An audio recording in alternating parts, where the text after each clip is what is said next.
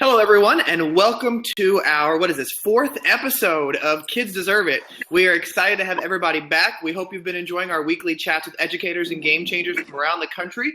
This week, we've got another awesome guest, but first, we'd like to introduce ourselves. So I'm Todd Nesloni. I'm a principal lead learner at Webb Elementary in Navasota, Texas. And I am Adam Welcome, elementary school principal in Danville, California, the Bay Area. And this week, we have a special guest with us. We have a first grade teacher. Chris, you want to introduce yourself? Sure. I'm Chris Pombanio, first grade teacher in Orlando, Florida. And I'm also a teacher blogger over at Famous in First. Adam? Famous in First. Remind to please use the chat. You can either use the hashtag on Kids Deserve It, or you can send us a message within Blab. I know there was a viewer last week telling us a little trick. You got to use like a comma or a / to have the question pop up. And we will do our best to have Chris answer questions, but you can always obviously reach out to him on Twitter afterwards, and also use the Kids Deserve It hashtag. So, Chris, tell us a little bit about your background. Sure. I grew up in New York. My mom's a preschool teacher, so I was always around education, always wanting to go into that. And I also did theater growing up, so I was always singing, dancing on stage. So I always knew I wanted to be a teacher, but I knew I wanted to combine the two and make my classroom as engaging and exciting as possible. So when I became a teacher, that's exactly what I tried to do, kind of bring that theater background into the classroom and just make it a show all the time, have the kids up, moving around, singing, dancing, and just make school as exciting as possible for them. So I know, go ahead. Keep going. I taught fourth grade for 2 years at a Title I school, and now I'm at my new school, my second year in first grade. Great. And I love it. So I know you've been doing a lot of cool, interesting things with your kids. I mean, we've been following some of it on Instagram or Twitter or Facebook. And what's something that you've done with your students that you feel is really innovative or pushing the way that people have done things in the past? Something that you may be really proud of that you've done with your kids? Sure. Earlier this year, I had the opportunity to go to the Ron Clark Academy in Atlanta, Georgia. And it kind of just validated some things I was doing in my classroom and pushed me to go even further with some of those things, and just inspired me to kind of look at my classroom a little different. So Kim Bearden and Hope King really do these classroom transformations in their room. So if you follow Ron Clark Academy, you know about that. And I got to become good friends with Hope and followed all her classroom transformations and wanted to do that in my classroom, because a lot of times people say, oh, they have a lot of money and how do they do that? But that's not true at all. They're teachers just like the rest of us. And just get their resources in a variety of ways, whether it be the dollar store or places like that. So I wanted to take that to my school and my classroom. So throughout the year, I've done different classroom transformations. I did a spy lab once. On Halloween, we did Dr. Frankenstein's laboratory. So kind of changing the lighting, adding some music, some background, and theming all the content around that one theme really kept my kids engaged. So that's kind of what I've been going with this year. And my kids are loving it so far. You know, Chris, I saw that Periscope when they bomb rushed to your school and entered into the school and classroom, dude, and you went crazy. It was awesome. I saw you give Ron a tour of your school. And if you didn't know, I punked Todd calling. Here we go again. Calling his school like Ron Clark, and then Ron called Todd, and then Ron called me. It was awesome. So anyway, back to Chris. Well, Chris, I have a quick question. So how often do you do these kind of themed events or these kind of transformations in your classroom? At least once a month. I've been trying to do it every other week. Just something, even if it's smaller. So for the 50th day of school, we all dressed in 50s, and it wasn't a bigger one, but I just transformed my room kind of into a 50s diner. Nice. With some stuff from the cafeteria, from the dollar store, and we were all dressed in our 50s gear. And that was a smaller one, but the 50s music was playing. We made root beer floats and did a whole unit on the 1950s and compare and contrasting with kids today. So that's a smaller one, but the bigger ones, I'm trying to do at least one a month, just to keep it interesting. So when did you start doing these? Like last year or this year, or when did you begin doing these kind of transformations? And can you clearly see a big difference in the kids from doing it?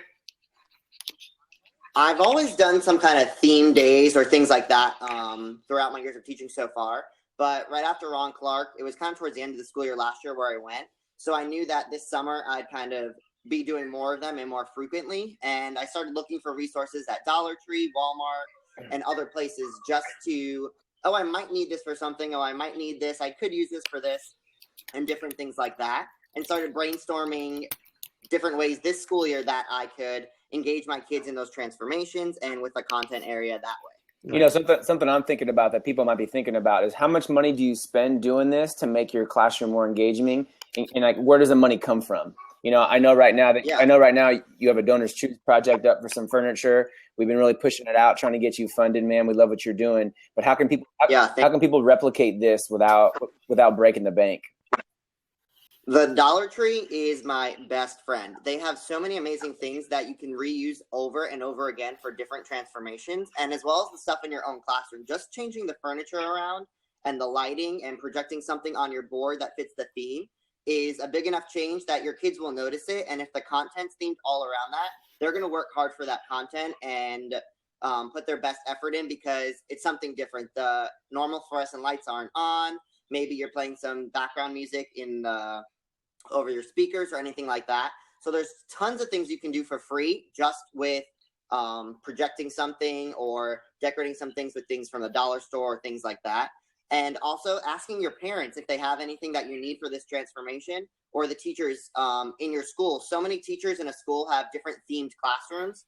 So if I was going to do a jungle theme, I know 3 teachers in my school that their classroom is a jungle theme already. So either maybe I'll do my class in their room since it's already set up like a jungle. Nice.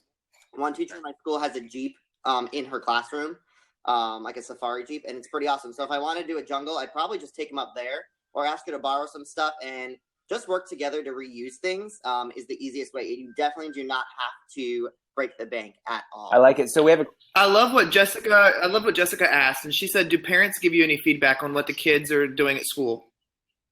Say that again. Oh, I see right there. Do parents give you feedback on what the kids say at home or do it? Yes. One thing I love to do before I kind of transform the classroom, this is something they do a lot at Ron Clark, is give a preview to the kids the day before, whether it's sending a secret message home or a note home from whatever character you're going to be the next day or things like that, just so the parents are involved with it and the kids get home. They know they can't read this letter until they get home, and the parents are involved with it. So when I transformed my room into a spy lab, I sent home a secret puzzle that they had to put together the puzzle pieces and complete the task on there for their homework.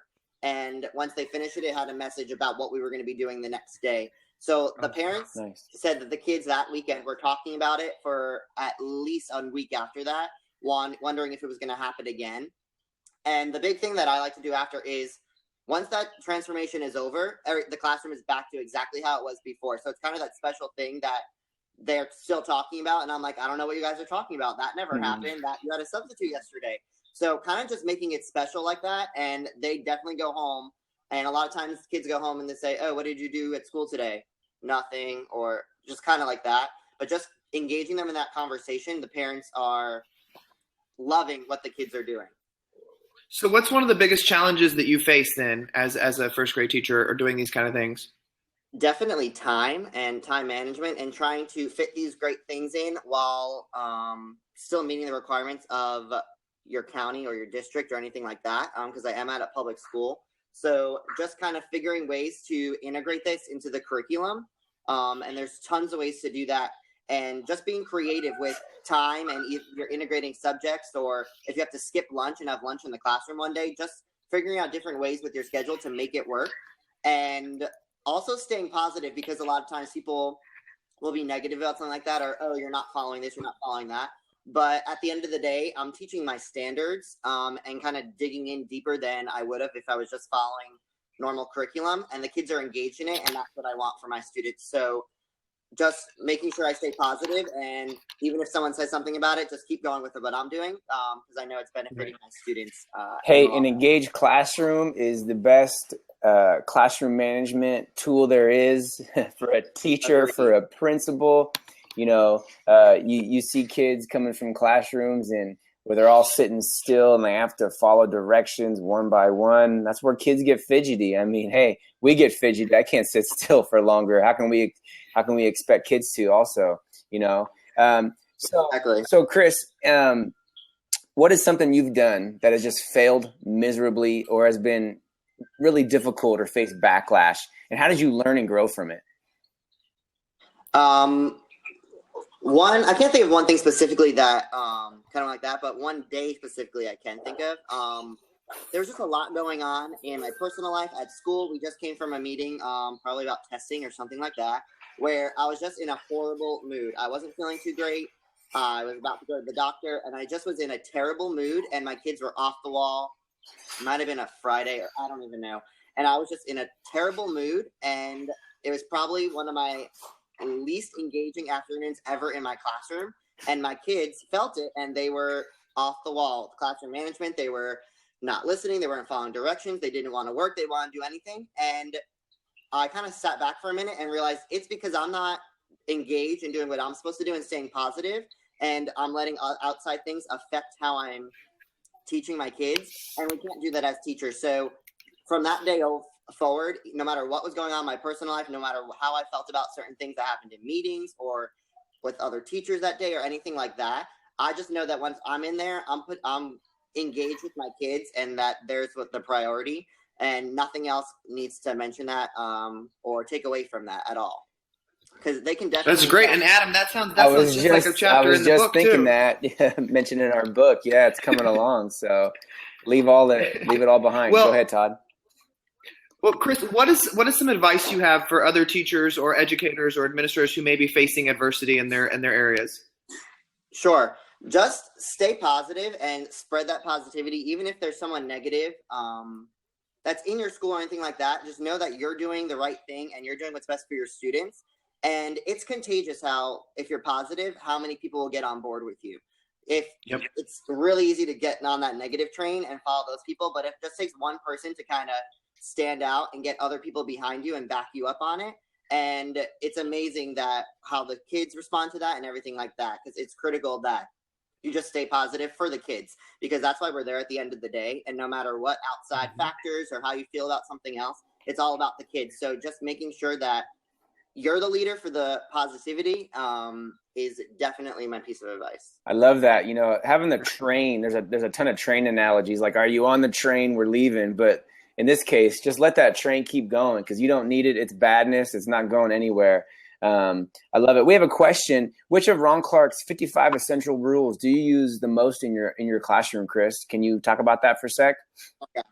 Well, I took Ron's 55 and I based them off Hope. Kind of broke it down to 10 when she was not at Ron Clark, before she was there, and they're posted in my room. And the one that I tell my kids is be the best person you can be. The other ones are a lot about manners and classroom management, and those are amazing. And if anyone wants those, you can just tweet me and I'll send you what I made. So the majority of them are about just manners and classroom management and how to respond in different situations. But the last one is be the best person you can be. And I really push that with my kids. Just that, no matter, just to try whatever they can do, it's going to be good enough if they're putting forth that effort. And not everyone's going to be the same way. And a lot of times my kid will say, well, that's not fair because I did this and he got this. And I just tell them that you're different people, you have different personalities, and you just need to be the best person that you can be, and keep working to be even better at yourself and not worry about anyone else in the classroom or things like that. Todd, Chris, do you have any advice for others who are facing adversity? We just asked that one, Adam. Every week, we like our guests to leave a challenge for our viewers. Chris, what is your challenge for the week for Kids Deserve It? Yes. Okay. So my challenge this week is I believe that every kid in your classroom needs to feel like a star and they need to feel special. And a lot of times with so much going on and trying to push through curriculum and get everything done, it's hard to celebrate those moments, no matter if they're big or small or anything like that. So my challenge for everyone this week is, if you're a classroom teacher, to set a time each day to focus on every single child in your classroom over the span of a week. So if you have 20 kids, that's only 4 kids a day. And really make sure that you recognize that student for something great they did, or make them have that shining moment where they feel like a star and feel special. that they can go home and talk to their parents about. So I'm going to tweet out a little graphic I made that has Monday through Friday. And I literally want you to plan it out and write your students' names or anything like that on each day. Got a little homework. I like it. That kids deserve it. And focus on those 4 kids for that day. So no matter what, you need to find something positive that they did that day that you're going to make them feel special and have that moment in the spotlight. And if you're an administrator or anything like that, you can either do it with teachers and stop by each classroom and do something like that, or the whole class as a whole, whatever you want to do. But really just making everyone feel like a star. And that's the first step to spreading that positivity, is everyone feels important and that they matter. I love it, Chris. So that's your challenge this week, guys. And make sure as you do those kind of things that you take Chris's image that he's going to tweet out at @FamousInFirst, and we'll share it out with our own accounts as well as the @KidsDeserveIt. And make sure that you share out your results or your progress through the challenge using the Kids Deserve It hashtag, so that we can all see and learn from you as well and cheer you on and celebrate you also. Chris, thank you so much for being a guest this week. We want to thank everyone for watching the show as well. Remember to tweet out all the awesomeness that you're doing with kids using our hashtag KidsDeserveIt and tagging us on @KidsDeserveIt. And make sure you follow Chris @FamousInFirst. He's also on Facebook, FamousInFirst, and on Instagram as well. Is that everything, Chris? You've got a Periscope show too. Do you want to talk about your Periscope show real quick? Oh, sure. If you guys haven't heard of the iTeach TV network, it's so awesome. Throughout the week, different educators from across the country do these live shows on Periscope. So if you follow iTeach TV Network on Periscope or on Twitter, and it's right there, someone just typed it in the comments as well, you can also watch the replays on the website. So my show is Mondays nights at 9 o'clock Eastern Standard Time. So do the math if you're in a different time zone. 9 o'clock Eastern Standard Time is my show, Lights, Camera, Teach, all about engagement in the classroom and kind of putting on that show that I talked about in the beginning with your students. So it's a 15-minute show every week. And check out the website for all the other awesome shows they have going on throughout the week. Great. And thanks so much again, Chris. We really appreciate it. Thank you, everybody, Thanks, for Chris. watching.